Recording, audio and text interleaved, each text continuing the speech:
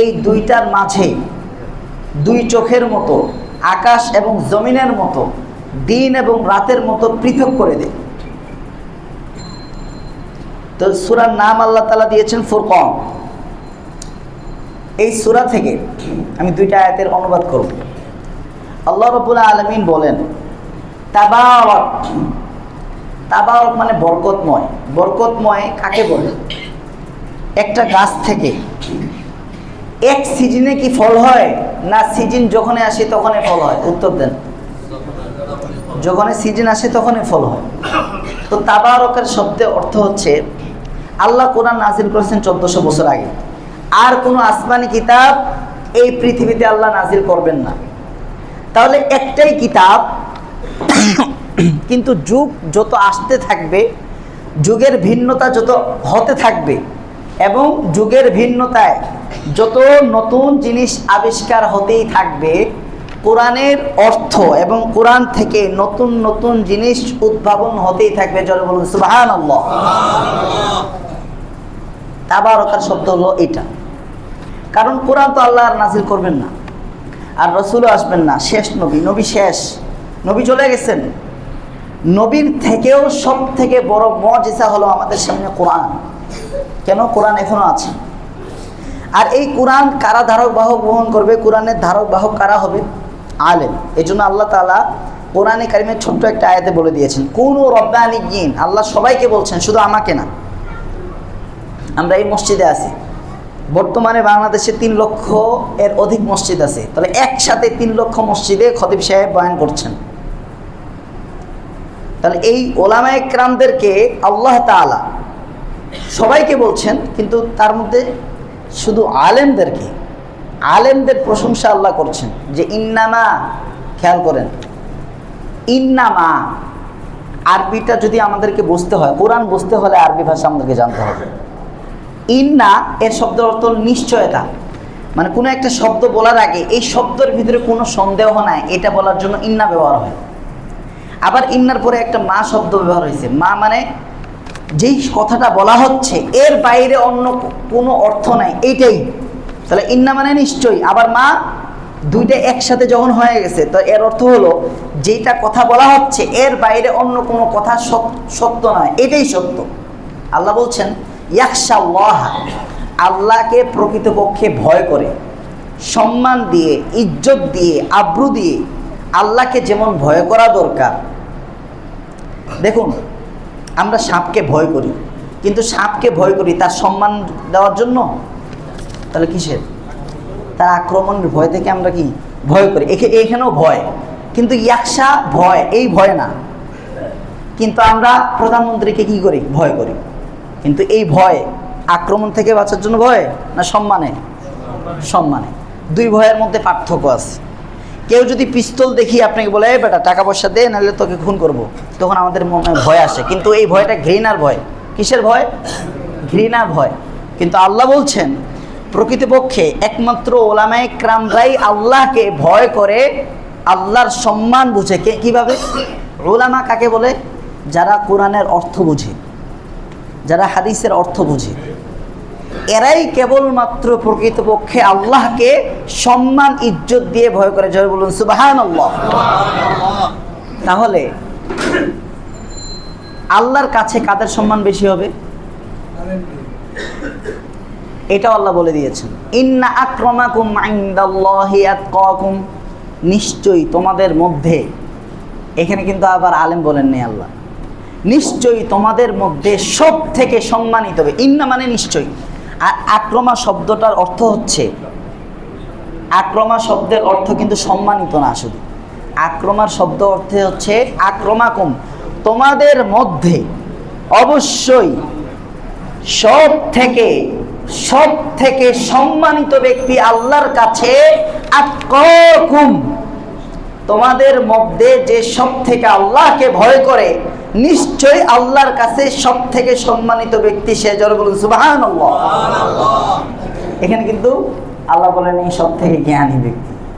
নিশ্চয়ই তোমাদের মধ্যে সম্মানিত ব্যক্তি সে আল্লাহর কাছে, যে তোমাদের মধ্যে সব থেকে যে আল্লাহকে বেশি ভয় করে।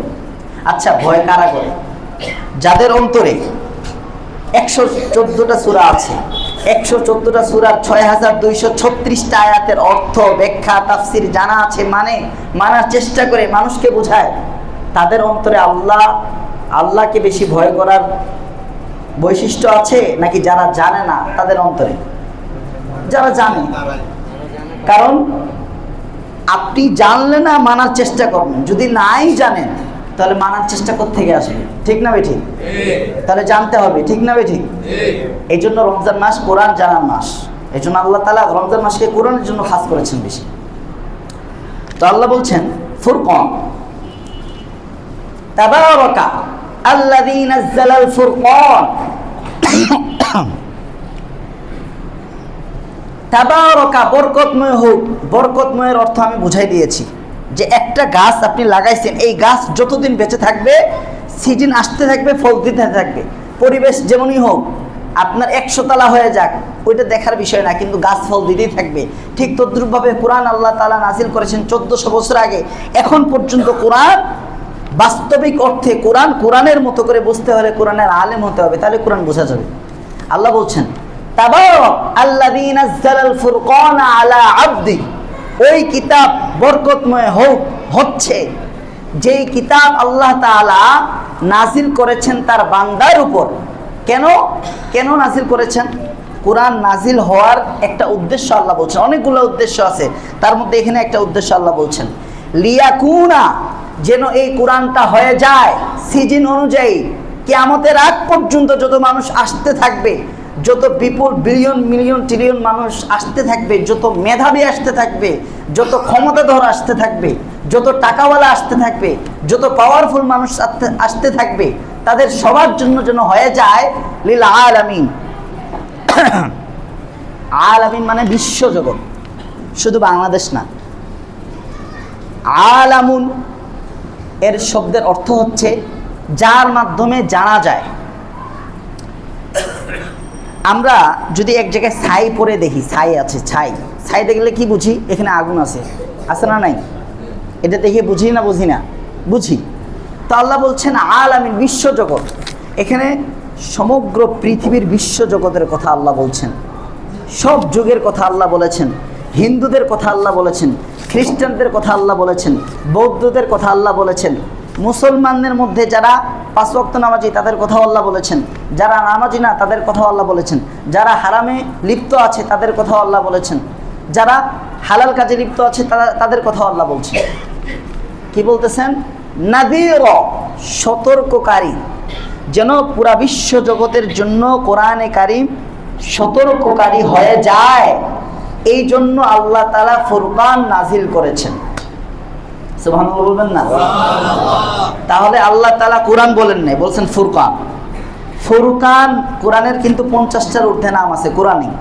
তার মধ্যে কোরআনের একটা নাম হলো ফুরকান, সত্য মিথ্যার মাঝে বিভাজনকারী, সত্য মিথ্যাকে পৃথক করে দেয়। আল্লাহ তাআলা এত স্পষ্ট করে বলেছেন, ওয়ামা ইস্তাবিল আ'মা ওয়াল বাসীর। যারা চোখ দিয়ে দেখে আর যারা চোখ দিয়ে দেখে না, এরা কোনোদিন সমান হতে পারে না। ঠিক না ঠিক? এখানে অন্ধ একজন মানুষকে আপনারা ইমাম হিসেবে রাখবেন না। ইমাম হওয়ার জন্য অন্ধ না হওয়া শর্ত, এটাও একটা শর্ত আছে। কারণ অন্ধ হইলে কোথাও পাকনা পাকি থেকে থাকবে, এটা তার জ্ঞানে থাকবে না, দেখা থাকবে না, নামাজ হবে না কারো। এই জন্য আল্লাহ বলছেন, তো অন্ধ আর যারা চোখ দিয়ে দেখে এরা কখনো সমান হতে পারে না। তো আল্লাহ তাআলা কোরআনটাকে ফুরকান নাম করেছেন কেন?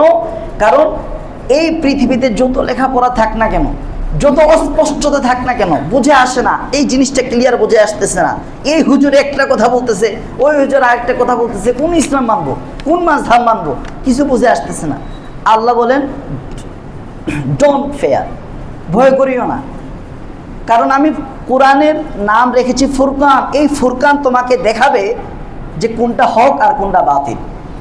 তো আল্লাহ শুরুতেই বলছেন যে ফুরকান তিনি নাজিল করেছেন বিশ্ব জগতের সতর্ককারী হিসাবে। তার মানে পৃথিবীতে যত মানুষ আছে, তার ধর্ম যাই হোক না কেন, পৃথিবীতে যত মানুষ আছে তার ভাষা যেটাই হোক না কেন, এই কোরআন আরবি ভাষায় বিশ্ব জগতের প্রত্যেকটা মানুষের জন্য সতর্ককারী হিসেবে যথেষ্ট।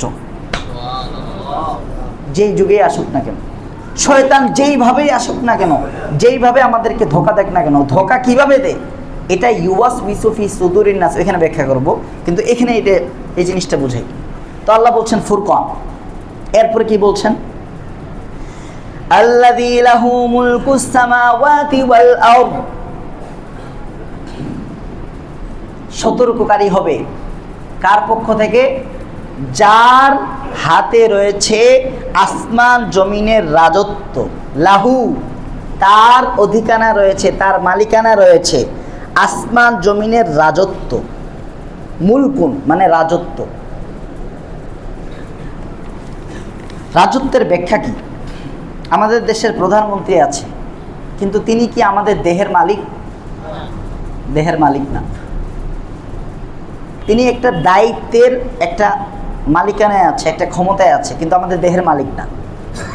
আচ্ছা, এখন আসুন, আল্লাহ আমাদের দেহের মালিক কি মালিক না? মালিক। আর এই বিশ্বজাহান, রাতকে দিন কে করেন? আল্লাহ। তাহলে এই বিশ্ব জগতের মালিক আল্লাহ তাআলা, আবার আমাদের দেহেরও মালিক কে? আল্লাহ তাআলা। এই জন্য আল্লাহ বলছেন যে তার হাতের মুঠোয় রয়েছে আসমান জমিনের রাজত্ব। আচ্ছা, রাজত্ব কথা বলার পরে আল্লাহ তাআলা কি বলছেন তা বলার আগে আমি একটা আপনাদের সামনে ভূমিকা টানি।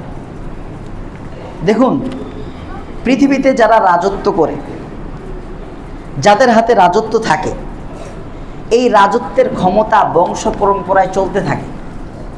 যদি কেউ রাজা হয়, তার ছেলে, তার স্ত্রী রাজা হওয়ার পরটা তাদের জন্য সহজ হয়ে যায়, ঠিক না বেঠিক?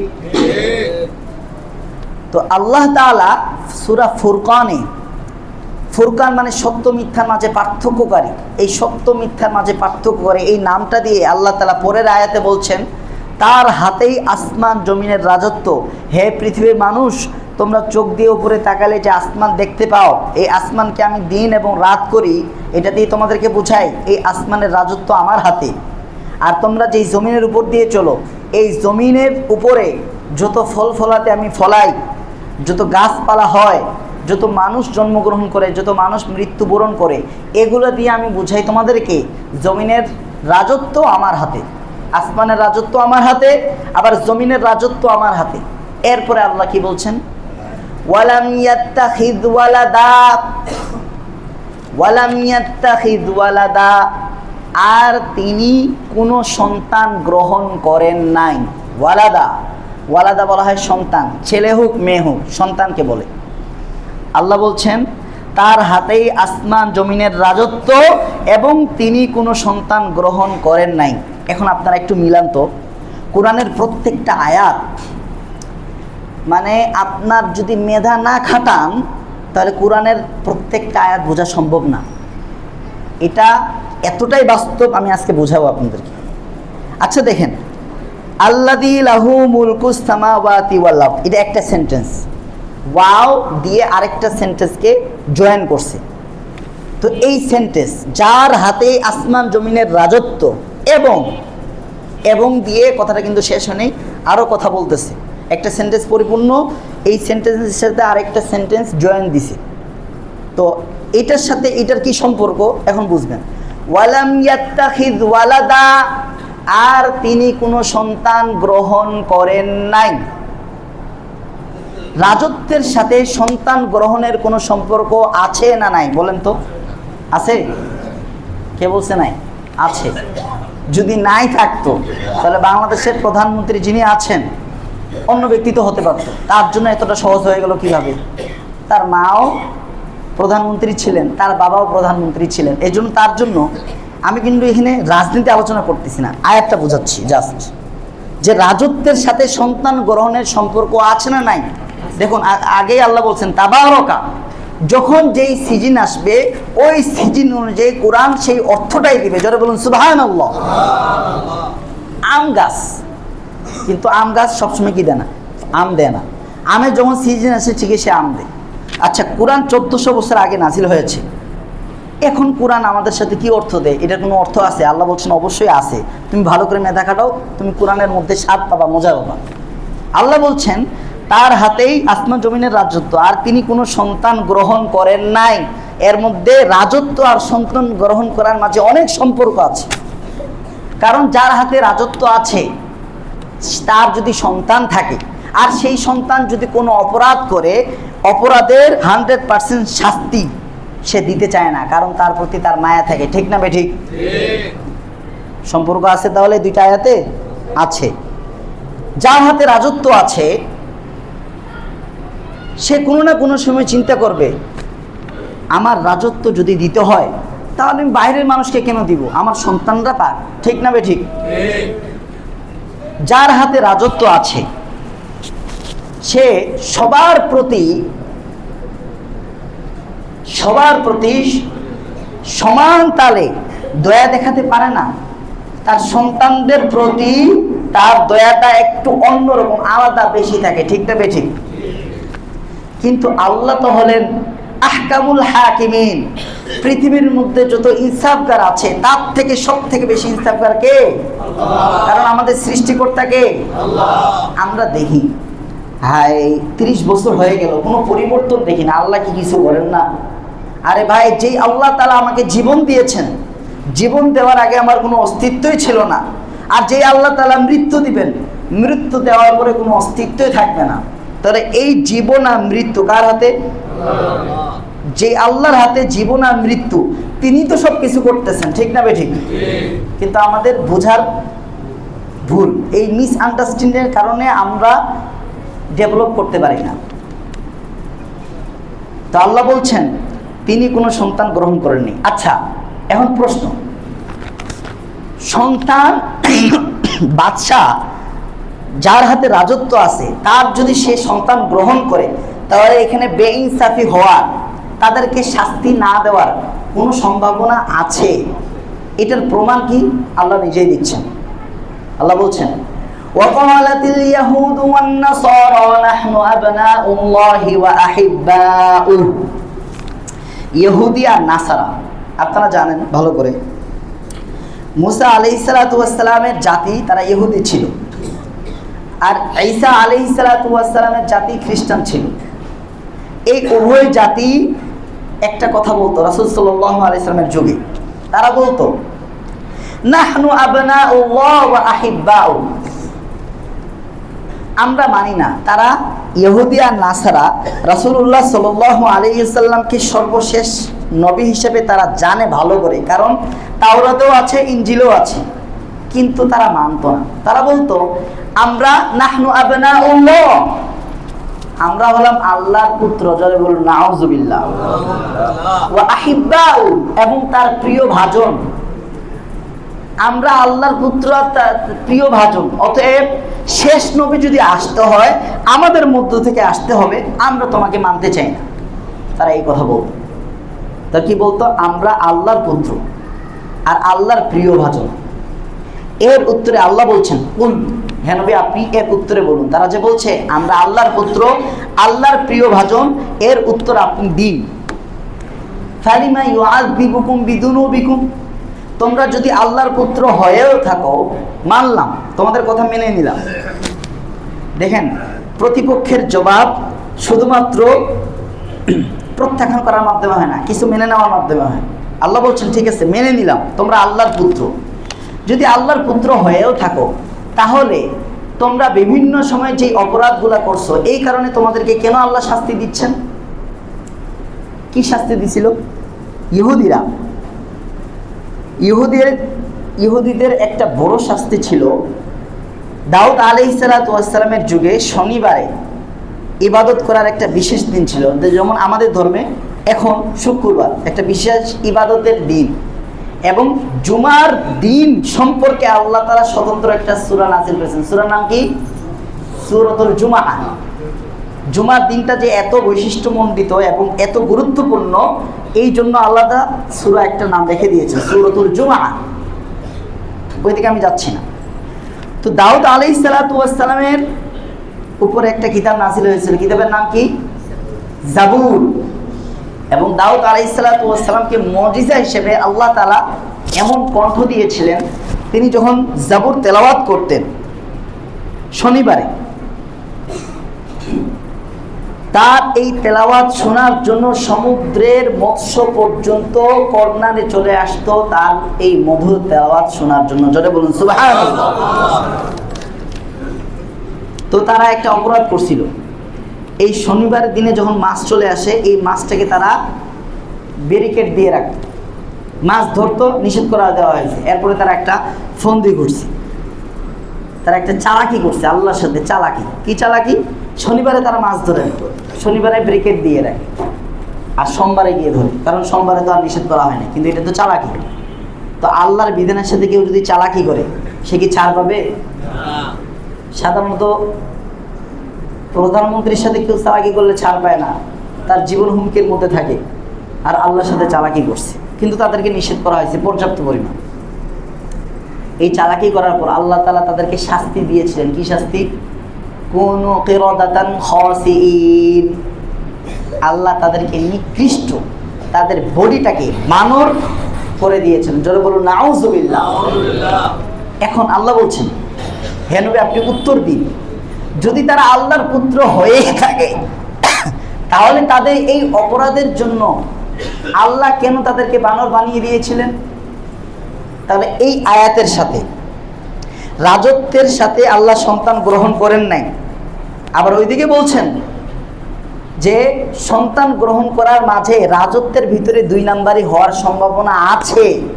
এটার প্রমাণ করতে গিয়ে আল্লাহ বলছেন, তোমরা যদি আল্লাহর পুত্র হয়েও থাকো তাহলে তোমাদেরকে কেন বানর বানাই দিলেন?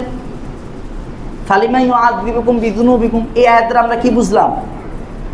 যে রাজত্ব যাদের হাতে আছে তাদের সন্তানদের ভিতরে দয়া করার, ইনসাফ না করার সম্ভাবনা আছে না নাই?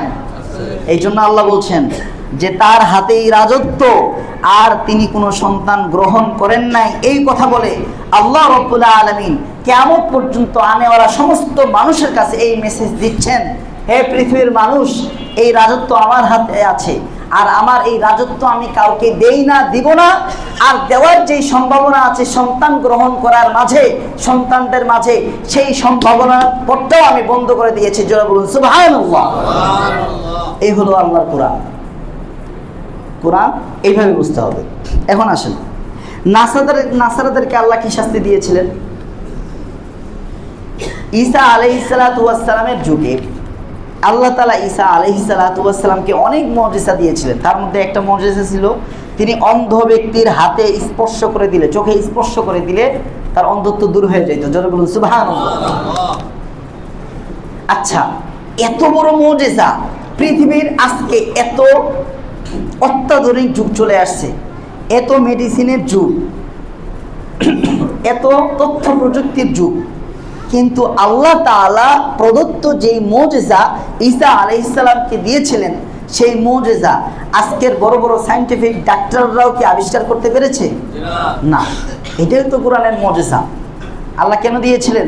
যেন ঈসা আলাইহিস সালামের এই মুজিজা দেখে মানুষ আল্লাহর প্রতি ঈমান আনে, জান্নাতের জন্য আমল করে, কিন্তু তারা অনেকেই করেনি।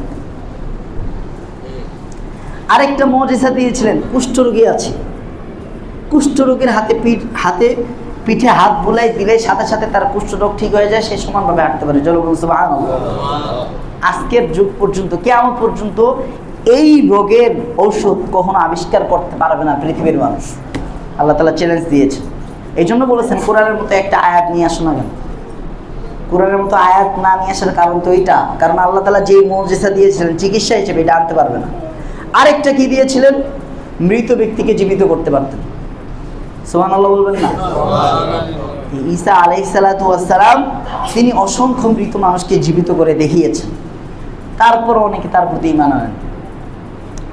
এত মুজিজা দেখার পরেও আবার ঈসা আলাইহিস সালাতু ওয়াস সালাম তিনি বাচ্চা কালে থাকে, যখন কথা বলতে পারতেন না তখন তিনি দোলনায় থাকা অবস্থায় মানুষের সাথে কথা বলেছেন। এটাও আশ্চর্য ধরনের। এই সব মুজিজা আল্লাহ দিয়েছিলেন। আচ্ছা বলেন, মৃত ব্যক্তিকে জীবিত করা, কুষ্ঠরোগীকে ভালো করা, আবার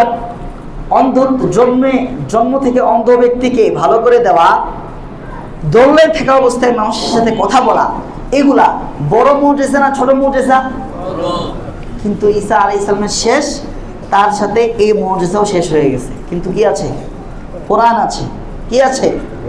তার মানে বোঝা গেল আল্লাহ তাআলা বললেন, বুঝাচ্ছেন যে যত নবীকে যত মুজিজা দেওয়া হয়েছে তার থেকে সব থেকে বড় মুজিজা হলো কোরআন। আর এই কোরআন নাযিলের মাস কোনটা? রমাদান মাস। এই জন্য রমজান মাসে বিশেষ করে রমজান মাসের ফজিলতের কথা আপনারা শুনেছেন, কিন্তু আমি একটু ডিফারেন্ট পদ্ধতিতে বয়ান করছি। কেন? সিজনওয়ারি বয়ান। এটা এত মুজিজা দেখার পরও তারা একটা আবেদন করছে। কি আবেদন? আবেদনটা হলো, তারা বলল, হাল ইয়াস্তাতিউ রাব্বুকা আন ইউনাজিলা আলাইনা মাইদাতাম মিনাস সামা। আচ্ছা ঈসা আলাইহিস সালাম, আপনার রব কি পারবেন? হাল ইয়াস্তাতিউ রাব্বুক আন ইউনাজিলা আলাইনা, আমাদের উপরে নাজিল করতে আসমান থেকে খাবারের এক বড় দস্তরখান। আসমান থেকে খাবারের একটা বড় দস্তরখান আসবে, সেখানে আমরা সচক্ষে খাবো। কেন এই কথা তারা কেন বলছে? কারণ মুসা আলাইহিসসালাতু ওয়াস সালাম, হারুন আলাইহিসসালাতু ওয়াস সালামের যুগে আল্লাহ তাআলা মান্না সালওয়া পাঠাইতেন। এইটা তারা শুনছে। শোনার পরে এত মুজিজা দেখার পরেও তারা বলতেছে আমরা একটু খাবো। মানে সরাসরি আসমান থেকে আল্লাহ তাআলা বড় একটা খাবারের দস্তরখান পাঠাবেন, সেখানে অনেক ফল ফলাদি থাকবে, সরাসরি আসমানের খাবার, জান্নাতের খাবার আমরা দেখবো চোখ দিয়ে। নুরিদু মিনহা নুরিদু আন নাকুলা মিনহা, আমরা সরাসরি খাবো এখান থেকে। ওয়াতাতমাইন্না কুলুবুনা, আর আমাদের হৃদয়টা স্থির হয়ে যাবে যে আপনি শেষ নবী, আপনি সত্য নবী, জান্নাত সত্য, জাহান্নাম সত্য, আমাদের জীবন আল্লাহ দিয়েছেন, মৃত্যু সত্য, এটা আমরা নিশ্চিত হয়ে যাব। ওয়া না আলানা, আর এটাও জানবো আন কদ সদাকতানা, আপনি সত্য বলেছেন। ওয়া নাকুনা আলাইহা মিনাশ শাহিদিন, এবং আপনি যে সত্য বলেছেন এর উপরে আমরা সাক্ষ্য হয়ে থাকবো, কিয়ামতের ময়দানে আমরা সাক্ষ্য দিব। এই চারটা কথা বলেছি এত মুজিজা দেওয়ার পর। এরপরে ঈসা আলাইহিসসালাতু ওয়াস সালাম আল্লাহর কাছে আবেদন করলেন, আল্লাহ আপনি এত মুজিজা দিয়েছেন, তারপরেও আমার উম্মতরা আপনার কাছে একটা আবেদন করেছে। তো আল্লাহ তাআলা দেখুন, আল্লাহ রাব্বুল আলামিন আমাদেরকে শাস্তি দিতে চান না। আমরা শাস্তির কথা শুনে অনেকে ভয় পেয়ে যাই, এত শাস্তি, যাক আমি মনে ভালো হতে পারবো না, আমি জান্নাতে যেতে পারবো না, আশা হারিয়ে ফেলি। কিন্তু আল্লাহ তাআলা আপনাকে আমাকে বাঁচানোর জন্যই বারবার কোরআনে জান্নাতের কথা বলেছেন, জাহান্নামের কথা বলেছেন। জাহান্নামের কথা এই কারণে বলেছেন, আল্লাহ আমাদেরকে শাস্তি দিতে চান না। কিন্তু আমরা অনেকেই মনে করি আমি মনে শাস্তির উপযুক্ত হয়ে গেছি, সেজন্য অনেকে আশা হারিয়ে ফেলে, ভালো কাজ আর করতে চায় না, নামাজ পড়তে চায় না। কিন্তু আল্লাহ দেখেন জবাব দিচ্ছেন, ক্বাল আল্লাহ তাআলা বলছেন, ঠিক আছে আমি নাজিল করব। জোরে বলুন সুবহানাল্লাহ। তাদের আবেদন আল্লাহ তাআলা গ্রহণ করেছে। রব্বানা আনজিল আলাইনা মাইদাতাম মিনাস সামাই তাকুনু লানা ঈদাল লিআউয়ালিনা ওয়া আখিরিনা ওয়া আয়াতাম মিন ওয়ারযুকনা ওয়া আনতা খায়রুর রাযিকিন। ঈসা আলাইহিস সালাতু ওয়াস সালাম আল্লাহর কাছে আবেদন করলেন, হে আল্লাহ, রব্বানা, হে আমার প্রতিপালক। দেখুন মুসল্লিরা যে ইমাম সাহেবের মাধ্যমে দোয়া চায়, এটা কোরআনের একটা আয়াত দ্বারা প্রমাণিত হয়। ঈসা আলাইহিস সালাতু ওয়াস সালামের উম্মতরা দাবি করেছে, আবেদন করেছে ঈসা আলাইহিস সালামের কাছে, আর ঈসা আলাইহিস সালাম আল্লাহর কাছে দোয়া করছেন। এই দোয়ার কথা আল্লাহ কোথায় উল্লেখ করছেন? কোরআন। হে আল্লাহ, আপনি আমাদের উপর আসমান থেকে খাবারের একটা বড় দস্তরখান নাযিল করুন।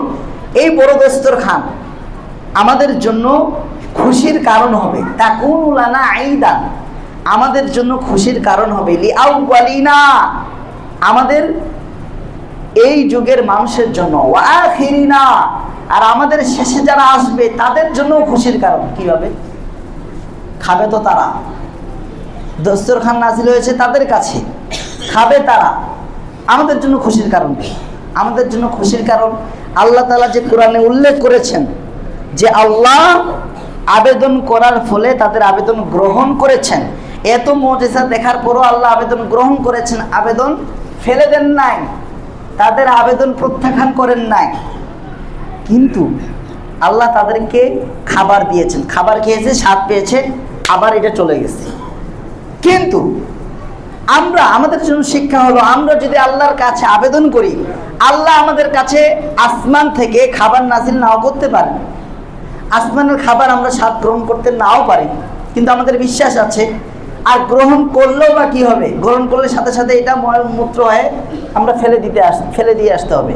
কিন্তু এখন যদি আল্লাহর কাছে আমরা আবেদন করি, আল্লাহ আপনি আমাদের সারা জীবনের যত গুনাহ আছে সমস্ত গুনাহ এই রমজান উপলক্ষে, কোরআন বোঝার উপলক্ষে, তারাবি পড়ার উপলক্ষে আপনি আমাদের জীবনের সমস্ত গুনাহ মাফ করে দেন।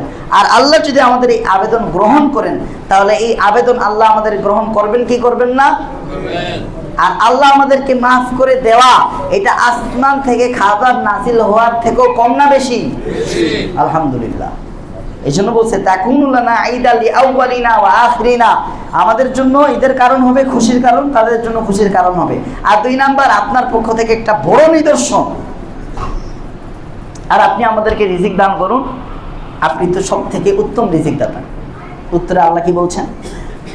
ক্বাল আল্লাহ ইন্নী মুনাজ্জিলুহা আলাইকুম, আল্লাহ বলছেন ঠিক আছে, আমি তোমাদের উপর এই খাবার নাজিল করবো। জয় বলুন সুবহানাল্লাহ।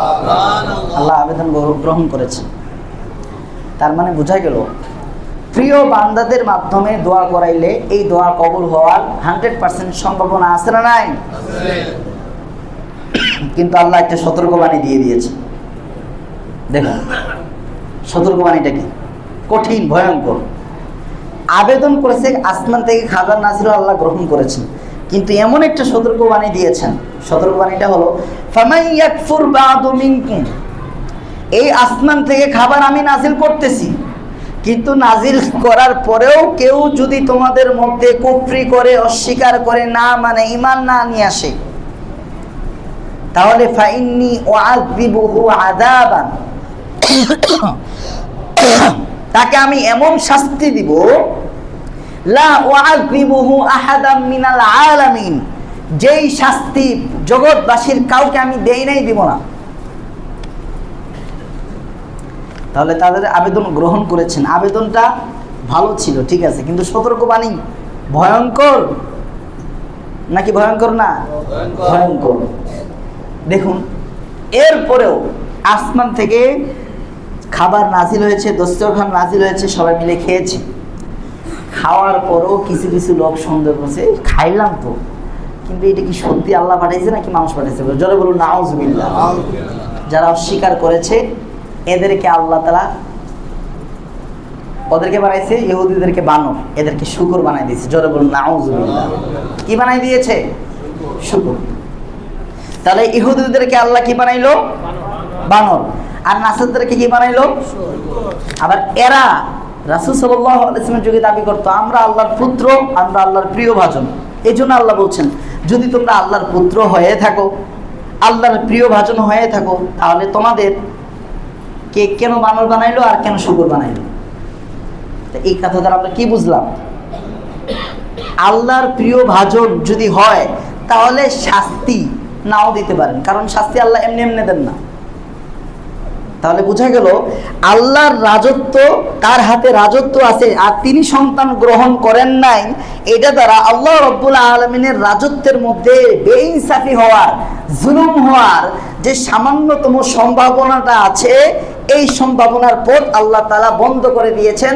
ওয়ালাম ইয়াত্তাখিয ওয়ালাদা, তিনি সন্তান গ্রহণ করেন না আগেও, আদম আলাইহিস সালাম থেকে এই পর্যন্ত, আবার কিয়ামত পর্যন্ত তার এই দুনিয়ার রাজত্ব চলাকালে, এবং জান্নাতেও, পুলসেরাতেও, হাসেরও, মিজানের পাল্লাতেও আল্লাহ তাআলা কোনো সন্তান গ্রহণ করেন নাই। এই কথার মাঝে সমস্ত রাজত্ব, ইনসাফ, জুলুম, এগুলা, এই ইনসাফ পরিপূর্ণ হওয়ার আর জুলুম কোনোভাবেই হবে না, হওয়ার সম্ভাবনা নাই, এই সম্ভাবনাটুকু আল্লাহ তাআলা একেবারের জন্য, চিরদিনের জন্য বন্ধ করে দিয়েছেন। জয় বলুন সুবহানাল্লাহ।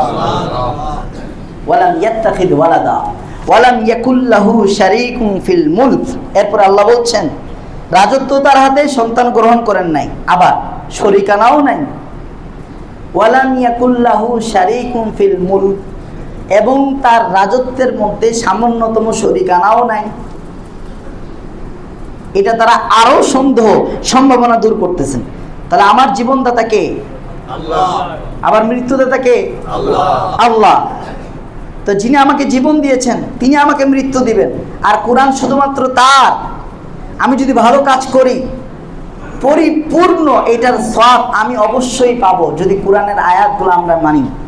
আর যদি ভালো কাজ না করি তাহলে আমার কাজ অনুযায়ী আমাকে প্রতিফল পেতে হবে, এর মধ্যে কোনো সন্দেহ নাই। সন্দেহ আল্লাহ দূর করছেন। এরপরে আল্লাহ বলছেন ওয়াত্তাখাযু মিন দুনিহি আলিহা। এরপরে তিনটা কথা আল্লাহ বলছেন। কাউকে আল্লাহ তাআলা কারো উপকার করা কারো ক্ষতি করার ক্ষমতা কাউকে দেন নাই। 2, ওয়ালা ইয়ামলিকুনা মাউতান, মৃত্যু আল্লাহ কারো হাতে রাখেন নাই। ওয়ালা ইয়ামলিকুনা হায়াতান, জীবন দেওয়ার ক্ষমতাও আল্লাহ কারো হাতে রাখেন নাই। ওয়ালা ইয়ামলিকুনা নুশুরা, আবার পুনরুত্থান দিবসের ক্ষমতাও আল্লাহ তাআলা কারো হাতে রাখেন নাই। আল্লাহ তাআলা ক্লিয়ার করে দিয়েছেন। এখন আসুন আল্লাহ রাব্বুল আলামিন যে কোরআন নাজিল করেছেন, কোরআনের সুখের ব্যাপারে কি আছে? আমরা তো সুখ নিয়ে পাগল, সুখ নিয়ে সবসময় চিন্তা করি। সুখের ব্যাপারে কোরআনে কিছু আছে না নাই? আছে না নাই?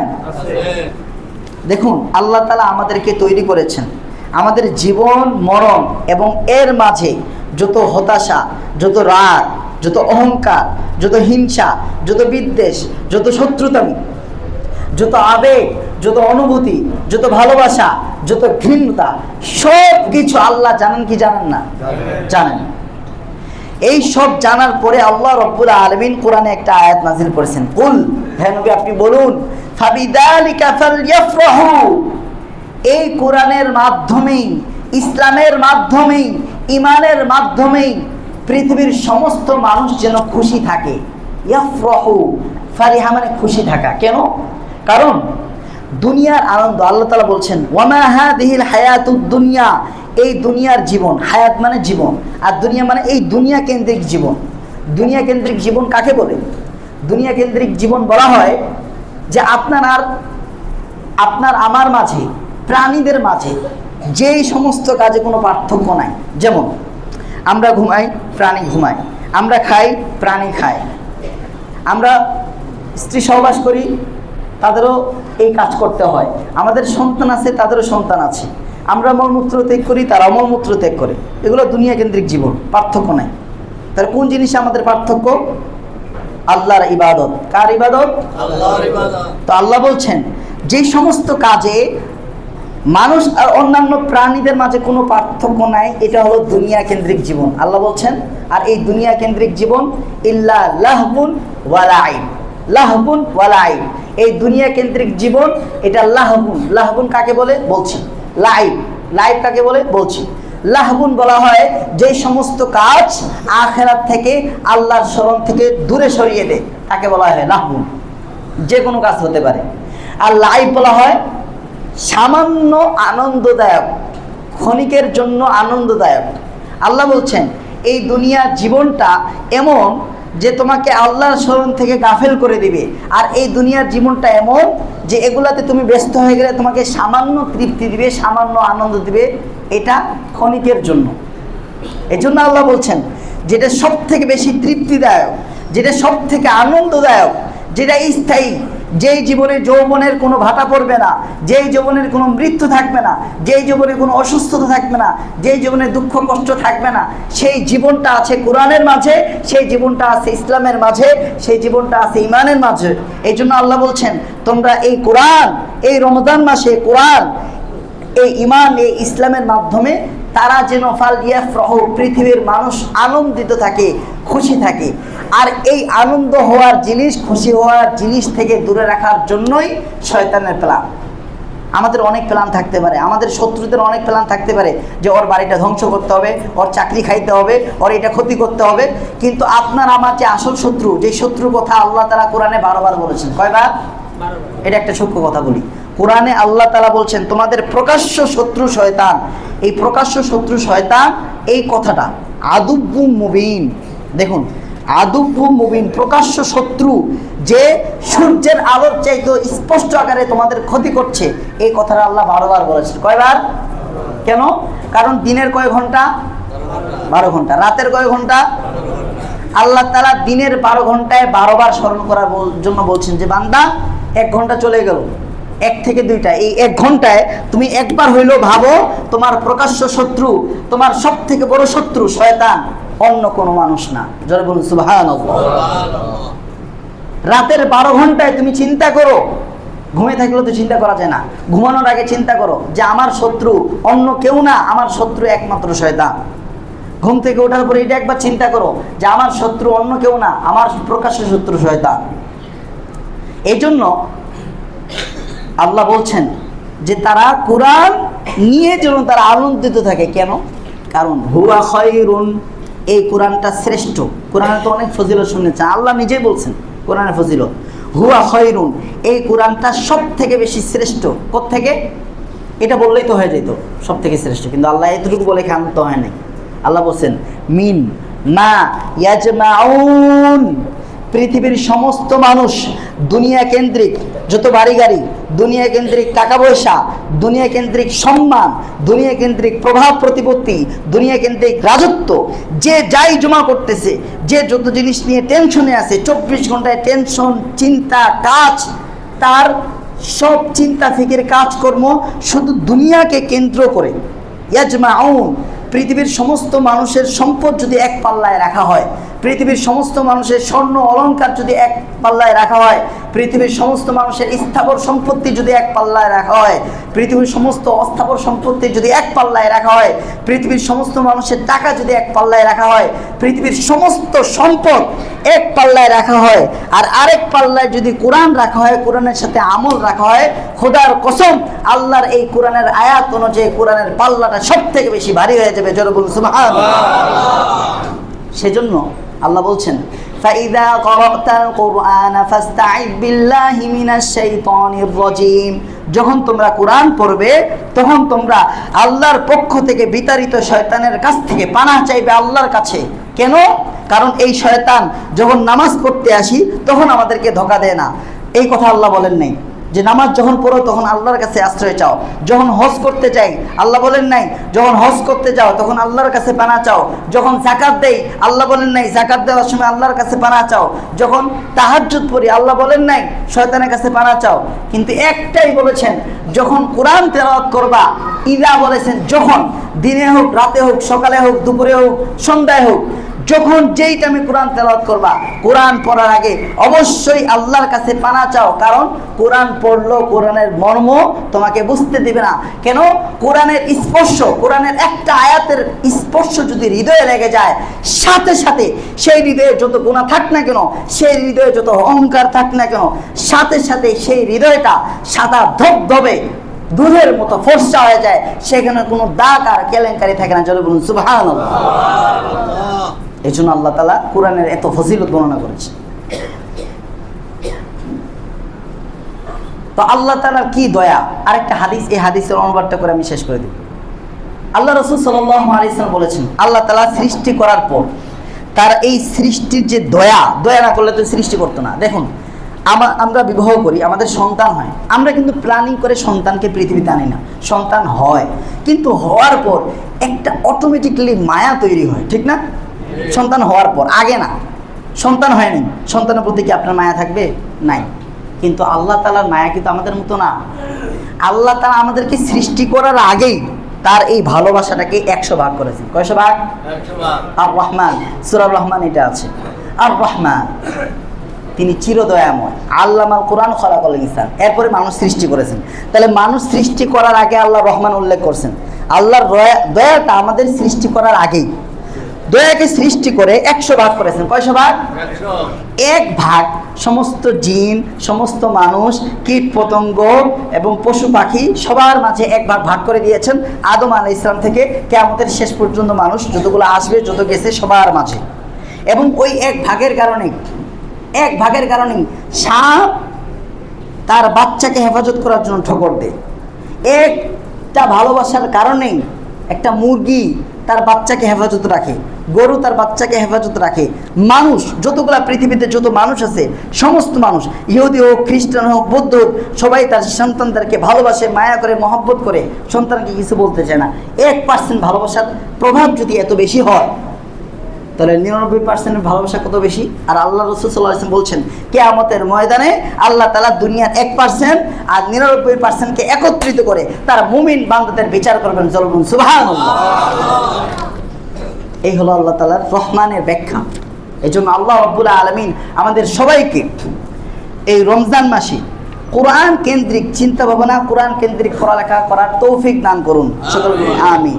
তো আল্লাহ রাব্বুল আলামিন এই 114টা সূরা নিয়োগ করি যে 114টা সূরার আগে নাম মুখস্থ করব।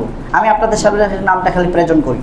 সূরাতুল ফাতিহা, বাকরা, আলী ইমরান, নিসা, মায়েদা, আনআম, আরাফ, আনফাল, তাওবা, ইউনুস, হুদ, ইউসুফ, রাদ, হিজর, নাহল, বনী ইসরাঈল, কাহাব, মারইয়াম, তাহা, আম্বিয়া, হজ, মুমিনুন, নূর, ফুরকান, শুআরা, নাম, কসস, আনকাবুত, নূর, লুকমান, সূরা নাহমান, আহজাব, ফাতির, সাবা, ফাতির, ইয়াসিন, সাফাত, সাদ, জুমার, মুমিন, হামিম, সিজদা, সূরা যুখরুফ, দুখান, জাতি, আহকাম, মুহাম্মদ, ফাত, হুজুরাত, কাফ, দারিয়া, তুর, নাজম, কমার, রহমান, ওয়াকিয়া, হাদিদ, মুজাদালা, হাশর, মুনতাহিনা, সফ, জুমা, মুনাফিকুন, তাকাবুন, তালাক, তাহরিম, মুল, কলম, হাক্কা, মারিফ, নূহ, জিন, মুসলিম, মুতাতিয়া, ইয়ামা, ইনসান, মুরসালা, নাবা, নাসিয়াত, আবাসা, তাকবীর, ইনফিতর, মুতাফফিফিন, ইনশিকাক, বুরুজ, তারিক, আলা, গাশিয়া, ফাজর, বালাদ, শামস, লাইল, দুহা, আন-নাশাতিন, আলা, কদর, বাগনা, জিলজাল, আদিত, করিয়া, তাকাসুর, আসর, হুমাজা, ফিল, কুরাইশ, মাউন, কাউসার, কাফিরুন, নাস, লাহাব, ইখলাস, ফালাক, নাস।